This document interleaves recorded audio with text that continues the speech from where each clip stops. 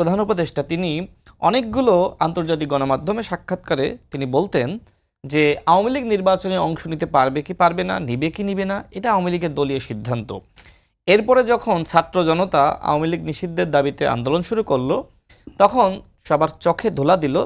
তারা বলল যে আমরা আওয়ামী লীগকে নিষিদ্ধ করছি, কিন্তু প্রকৃতপক্ষে আওয়ামী লীগকে নিষিদ্ধ করা হয়নি। দল হিসেবে আওয়ামী লীগের সাংগঠনিক কার্যক্রম সাময়িক সময়ের জন্য স্থগিত করা হয়েছে।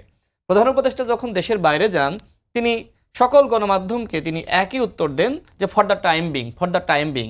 এবং আজকে তিনি যে ধরনের জঘন্য বক্তব্য দিয়েছেন, সেখানে তিনি উল্লেখ করেছেন যে আওয়ামী লীগ দল হিসেবে বৈধ, তবে কার্যক্রম সাময়িকভাবে স্থগিত করা হয়েছে, যে কোনো সময় এই নিষেধাজ্ঞা তুলে নেওয়া যেতে না। এই বক্তব্যটা সম্ভবত ভুল ব্যাখ্যা করা হয়েছে, আমি সেটি জানি না, বাট বাংলাদেশের অধিকাংশ গণমাধ্যমে এই বক্তব্য এসেছে এবং এটা নিয়ে অনেকগুলো দল তারা প্রতিবাদ জানিয়েছে, আমরাও প্রতিবাদ জানিয়েছি। আমি স্পষ্টভাবে বলেছি যে প্রধান উপদেষ্টা যদি ছাত্র জনতার সাথে বেইমানি করে তিনি আওয়ামী লীগের নিষেধাজ্ঞা তুলে নেওয়ার চেষ্টা করেন, দেখেন শুরু থেকে যেহেতু এই সরকার পরিকল্পিতভাবে আওয়ামী লীগের পুনর্বাসন করেছে, যে কারণে আমি আজকে বলেছি যে অন্তর্বর্তীকালীন সরকারের পক্ষ থেকে আওয়ামী লীগকে পুনর্বাসন করার জন্য যে কোনো একজন উপদেষ্টাকে দায়িত্ব দেওয়া যেতে পারে।